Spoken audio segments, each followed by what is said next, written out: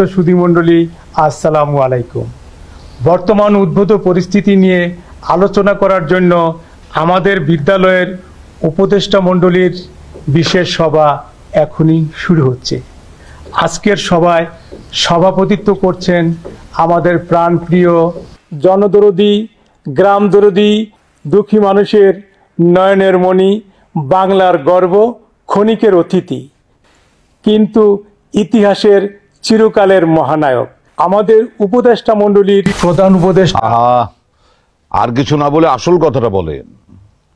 আপনারা সবাই আমাকে চেনেন, আমি আপনাদের সামনে বসে আছি। আমাকে নতুন করে পরিচয় করিয়ে দেওয়ার কোনো মানে আছে? সরি স্যার, আপনাকে তো সবাই চিনেন, আমাকে তো কেউ চিনে না। এদিকে আবার ভিডিও করা হচ্ছে, তাই কথাটা একটু লম্বা করে বলছিলাম। ঠিক আছে, আসল কথা হচ্ছে আমাদের স্যার পদত্যাগ করার কথা ভাবছেন, তাই জরুরি সভা ডাকা হয়েছে। বলেন কি, এটা কিভাবে সম্ভব? কেন, কি ব্যাপার? এ আল্লাহ, স্যার পদত্যাগ করতে চাচ্ছেন, তাহলে আমাদের কি হবে? এটা তো হতে পারে না স্যার, আপনি চলে গেলে আমরা এতিম হয়ে যাব। তা কেন হবেন? আপনার বাবা মা তারা তো আছেন।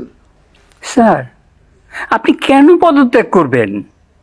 স্কুলের সমস্ত অভিভাবক, সমস্ত শিক্ষার্থী, এমনকি স্কুলের সামনের আচারওয়ালা, ফুচকাওয়ালা, রিক্সাওয়ালা, ঠেলাগাড়িওয়ালা সবাই আপনাকে চায়। কি এমন ঘটলো স্যার যে আপনি আমাদের শোক সাগরে ভাসিয়ে চলে যাবেন?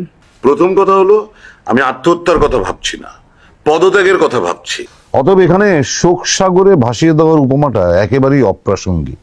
দেখুন, সবাই আমাকে এত বিরক্ত করছে, কাজ করতে বাধা দিচ্ছে যে আমি একদম কাজ করার উৎসাহ হারিয়ে ফেলছি। স্যার, আমরা সবাই আপনার সাথে আছি, আপনি কাজ চালিয়ে যান। দেখেন, আপনারা সবাই আমার সাথে আছেন ঠিকই, কিন্তু সবাই কাজ তো ঠিক মতো করছেন না।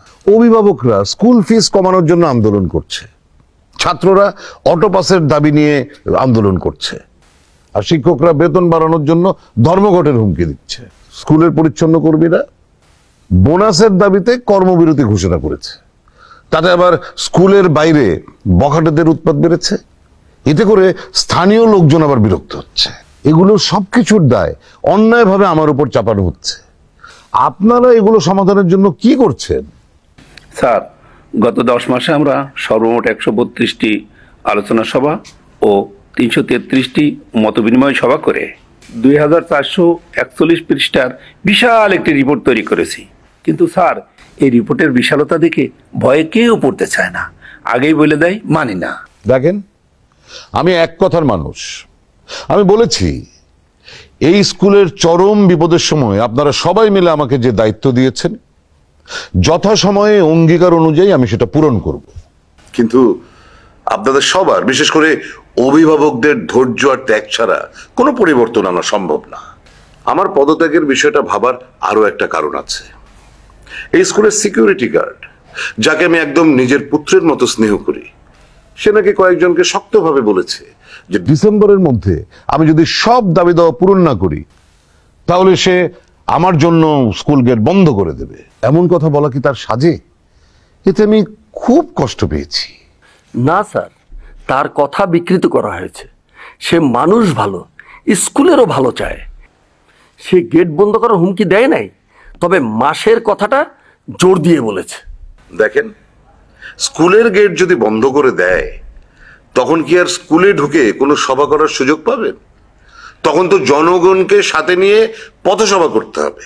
কিন্তু আমি তো পথসভা করার মতন মানুষ না, তার চেয়ে ভালো আমি পদত্যাগ করি। স্যার, এই উপদেষ্টা মণ্ডলীতে আমার দায়িত্ব হচ্ছে সব সিদ্ধান্তের আইনগত বিষয়ে পরামর্শ দেওয়া। তো আমি বলি কি স্যার, আপনি যেহেতু নিজের ইচ্ছায় প্রধান উপদেষ্টা হন নাই, আমরা আপনাকে প্রায় জোর করে এই পদে বসিয়েছি। আইন বলে যে আপনি নিজের ইচ্ছায় এই পদ ত্যাগ করতে পারবেন না। If you do that sir, it will be a miscarriage of justice. বলেন কি? এর আগে আইন আমাকে শুধু শুধু অনেক ভুগিয়েছে, তাহলে এখন কি করব? স্যার, আমি আইনের মানুষ, আমার আইনি পরামর্শ হচ্ছে আপনি পদ ত্যাগ করবেন না, কিন্তু তাতে করে আপনার কথা বরখলাপও হবে না। স্যার, আমি সবাইকে বুঝিয়ে দেব আপনি পদে থেকে আরো ত্যাগ স্বীকার করবেন, আর এটাই ছিল আপনার পদত্যাগের আসল মানে। একজন মহান ব্যক্তি যখন তার পদে থেকে অধিক ত্যাগ স্বীকার করে, তার সেই অবদানকে পদত্যাগ বলা যায়। তবে স্যার, আর একটা কাজ করলে কিন্তু সবকিছু পাকাপোক্ত হয়ে যাবে। বলেন কি করতে হবে? স্যার, আপনি বাংলা একাডেমিকে প্রস্তাব দিবেন যে তাদের প্রকাশিত বাংলা অভিধানের পরবর্তী সংস্করণে পদত্যাগের দ্বিতীয় অর্থটা যেন যোগ করে দেয়। হ্যাঁ, আমাদের ভিডিওগুলো নিয়মিত পেতে সাবস্ক্রাইব করুন Sajjad Kadir and the legends YouTube channel এবং লাইক, কমেন্ট, শেয়ার করে সাথে থাকুন।